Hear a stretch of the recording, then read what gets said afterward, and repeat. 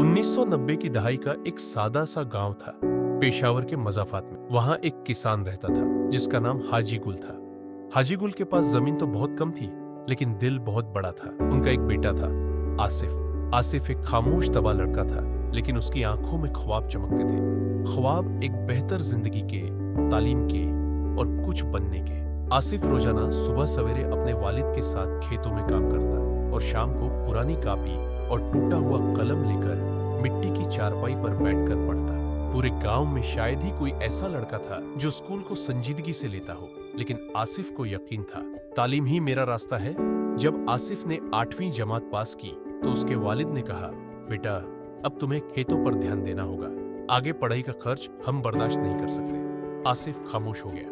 वो जानता था कि वालिद ठीक कह रहे हैं, लेकिन अगली सुबह वो वालिद के सामने आया और कहा, अब्बा मैं दिन में खेतों पर काम करूंगा और रात को पढ़ूंगा, मुझे बस थोड़ा वक्त और थोड़ी रोशनी चाहिए। वालिद की आंखों में नमी आ गई, लेकिन दिल में फक्र भी।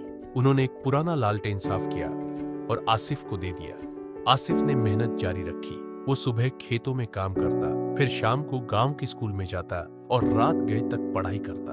अक्सर थकन से उसकी आंखें बंद हो जाती, लेकिन दिल की आग जागती रहती। 10वीं जमात में आसिफ ने बोर्ड के इम्तिहानात में जिला भर में दूसरी पोजीशन हासिल की। पूरे गांव में चर्चा हुआ, अखबारों में खबर छपी। लेकिन उसके बाद एक और चैलेंज आ गया।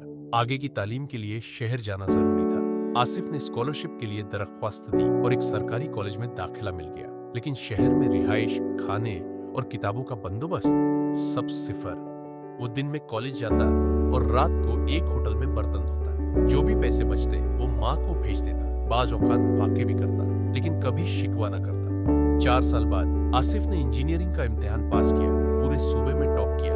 उसका नाम सरकारी रेडियो पर लिया गया। वही आसिफ जो खेतों में काम करता था, अब एक मल्टीनेशनल कंपनी में इंजीनियर बन चुका था। जब आसिफ पहली बार शहर से वापस गांव आया, उसके हाथ में सूटकेस था और दिल में अज़्म। उसने गांव में एक छोटा तालीमी मरकज खोला, बच्चों को मुफ्त तालीम दी और उन वालिदैन को समझाया जो बच्चों को सिर्फ मजदूर समझते थे। कुछ सालों में आसिफ के गांव से कई बच्चे स्कॉलरशिप पर शहर गए। आसिफ ने साबित कर दिया कि हालात कैसे भी हो, अगर इरादे मजबूत हो तो मंजिल खुद करीब आ जाती है। उम्मीद, मेहनत और साबित कदमी वो बीज है जो कामयाबी का दरख्त बनाते हैं। हालात जैसे भी हो, अगर ख्वाब सच्चे हों और दिल में आग हो, तो कोई भी लड़का किसी गांव से निकलकर दुनिया बदल सकता है।